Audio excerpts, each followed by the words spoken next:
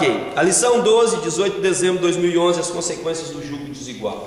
O Orcelino leu aqui o textuário, eu só quero repetir, então nós já lemos aqui uma parte da leitura bíblica em classe, e vimos da maneira que Neemias chegou e ficou assim muito bravo, né, com o que estava acontecendo em Jerusalém. E o textuário diz assim, 2 Coríntios 6,14: não vos prendais a um jugo desigual com os infiéis, porque que sociedade tem a justiça com a injustiça? E que comunhão tem a luz com as trevas? Talvez alguns de vocês assistiram ontem, acho que foi ontem que foi passado na Rede Globo, um show evangélico. Vocês viram aquilo? Não. Ou pelo menos ouviram falar, viram notícia? Eu vi falar do show Promessas. Um show Promessas e tal. Gente, não se iluda com aquilo. Que comunhão tem a luz com as trevas? Que justiça tem, como é que está escrito aqui? Porque que sociedade tem a justiça com a injustiça? Não se iluda com aquilo. Aquilo é uma ilusão. Aquilo é uma ilusão. O que a Rede Globo fez, em parceria com a Prefeitura do Rio de Janeiro, criou esse, como é que chama? O show Promessas, entende? Trouxe cantores evangélicos, que são mais artistas do que cantores. Pelas entrevistas que eu ouvi, você percebe isso. E fizeram um show no Rio de Janeiro. A Rede Globo não é boba. A Rede Globo passou a vida inteira batendo nos crentes. Quando eles viram que os crentes só faziam crescer, estão querendo se juntar aos crentes. A velha Roma volta. Justamente. Você não pode com o seu inimigo, isso só vale para o inimigo, não vale para nós. Você não pode com o seu inimigo, junte-se a ele. A Rede Globo, ela não pode com nós, porque ela nos tem como inimigo. E está se juntando a nós agora. Por quê? Porque hoje no Brasil são mais de 50 milhões de tidos evangélicos. Então a Rede Globo não pensa como eu e você pensa. Não pensa, olha Globo, olha meu Deus, que coisa linda, que bênção. Bênção nada. Aquilo é Tobias e Sambalat querendo se unir com o povo de Israel. Não é nada de bênção não. Não incentive, não assiste, não incentive ninguém a assistir e fale contra. Vai para a Bíblia que você vai ver que você deve pregar contra aquilo que aconteceu no Rio de Janeiro. Isso é o princípio das dores. Vocês vão ver o que vai acontecer ainda. Shows maiores vão acontecer, mas depois vocês vão ver o que vai acontecer. Pode escrever isso aí. Eles dão uns 10 minutos, eles dão lá tipo 10 minutos para você se alegrar, mas só que depois eles Estas horas em rede nacional serão cobradas. O inimigo não dá nada para ninguém de graça. Lembra que o apóstolo João Lemos falou sobre a prosperidade bíblica? Lembra que ele falou? O camarada tem, mas tudo com dor. Preste atenção nisso. Eu não concordo. Esse negócio de crente em Raul Gil, crente em Faustão, não concordo. Essa é a minha posição pessoal. Não concordo, não assisto e não propago. Porque isso é um engano do diabo para nossas vidas. Crente cantando no palco do Faustão e um monte de mulher se prostituindo atrás. Estou assistindo crente. Que coisa linda, né? Não é assim? Verdade ou mentira? Então eu não concordo, não se iluda com isso. Não tem, eu estou lendo aqui em 2 Coríntios, no capítulo 6,14. Não tem, a luz não tem comunhão com as trevas. Não tem. A Rede Globo está colocando os crentes ridículos e vão se ridicularizar mais, cada dia mais. Começando por aquela pastora, como é que chama ela? Ludmilla. A Ludmilla. Viu a roupa que ela cantou lá no show Os Promessas? Vocês não viram? Eu não tenho. Pesquisa na internet, vai ver. Pior do que aquela que ela foi no Faustão. Fazendo apologia ao homossexualismo, ao lesbianismo. Lesbianismo. Apologia, porque se eu, Claudeci, usar uma roupa Igual de um gay, eu estou fazendo apologia ao homossexualismo. Se uma pastora, que se diz pastora, e na Bíblia também não está falando acerca do ministério pastoral para mulheres. Se uma pastora cai-se ao ridículo de usar uma roupa daquela, está fazendo apologia, não é para ganhar lésbica não, está fazendo apologia às lésbicas.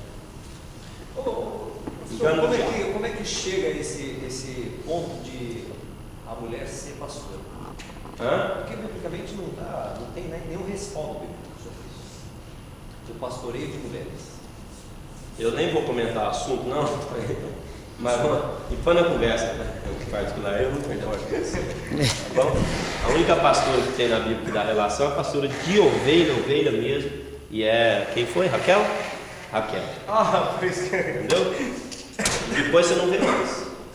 Você vê missionário, você vê juízo. Se falta homem aqui na igreja, alguém tem que assumir esse ponto. Que sejam as mulheres, graças a Deus pelas mulheres. Se está faltando um homem. Ouviu, né, irmão? Não é verdade, irmã Tatiana? Se faltar homem, tem que ser as mulheres. Graças a Deus pelas mulheres, irmão. Se não fosse elas, nós também não estávamos aqui. Né? Mas se não fosse nós, elas também não estavam. Amém. Ok, responsabilidade ministerial acerca do casamento. Não, nós estamos na introdução. Introdução. O que é o casamento? Não é um mero contrato social. Nós aprendemos que o casamento é uma aliança. Então o casamento não é um mero contrato social, nem um subproduto da cultura humana.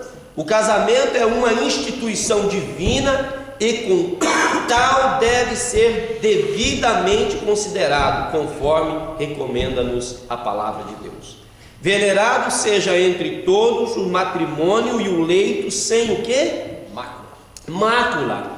Porém, aos que se dão à prostituição aos adúlteros, Deus os julgará. Hebreus 13:4. Nesta lição, por consequente, veremos como o cristão deve encarar o casamento.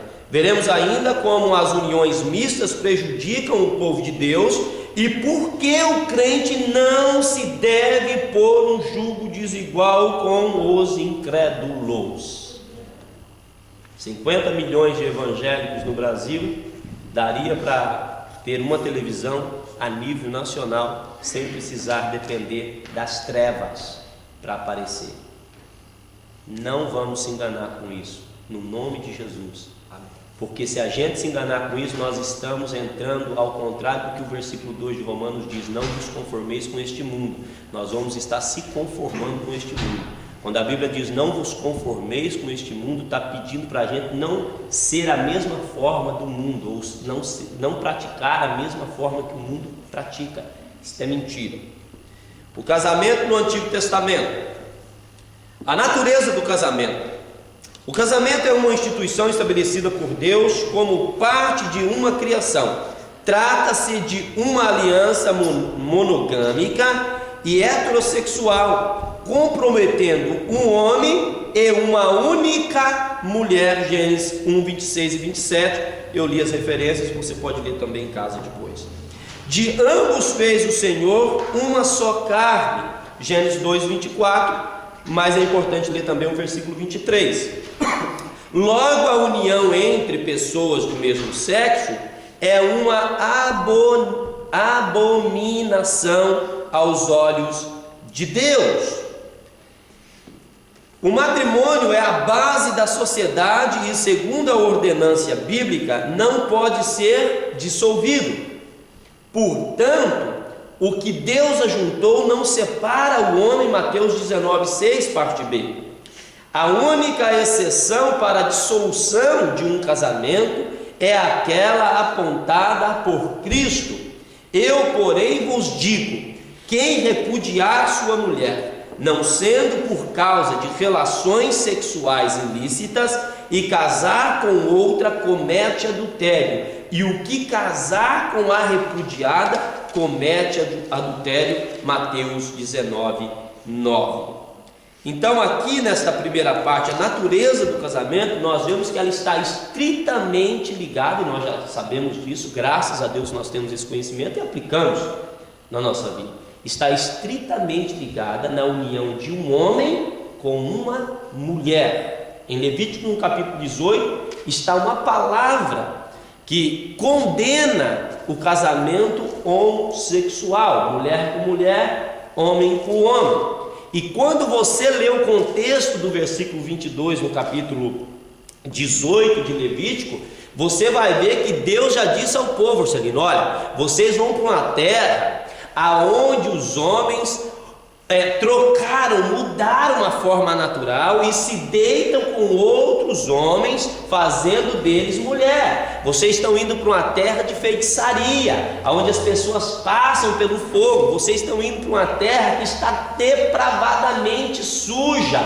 Eu vou tirar eles de lá porque eles não merecem estar lá e vou colocar vocês. Mas uma coisa que eu peço para vocês, por favor, Deus pede uma coisa para eles, não é? Por favor, foi eu que coloquei. Por favor, não se junte com este povo. Arranque, tire eles da terra. Não case com eles, não dê as suas filhas em casamento com eles, não se misture com eles em nome de Jesus, né? Se Jesus já tivesse vindo, o Senhor ia falar em nome de Jesus. Não faça isso. O que Deus está falando para nós? É claro este texto. Se você for ler Levítico, não é? E se você for ver a natureza do casamento, você pode aplicar ela não só no casamento, na vida matrimonial, mas você pode aplicar em tudo na sua vida. Cada vez que eu me juntei a mundano para fazer sociedade, eu quebrei a cara. Não com crente eu não tenho quebrado, já quebrei também, mas com mundano foi pior. Ok? Julgo desigual. Agora, por que a gente se junta com crente, vamos supor, numa sociedade, quebra a cara também? Julgo desigual. Você tem que estar num nível espiritual bom e tem que procurar ver se ele também está. Porque se ele não está e você está, se você é dizimista e o seu sócio não é, as suas coisas vão andar para trás. Então, quando você lê Levítico capítulo 18, você vai aplicar a palavra do contexto do versículo 22, não é? Tanto antes quanto depois, você vai aplicar em todas as áreas da sua vida.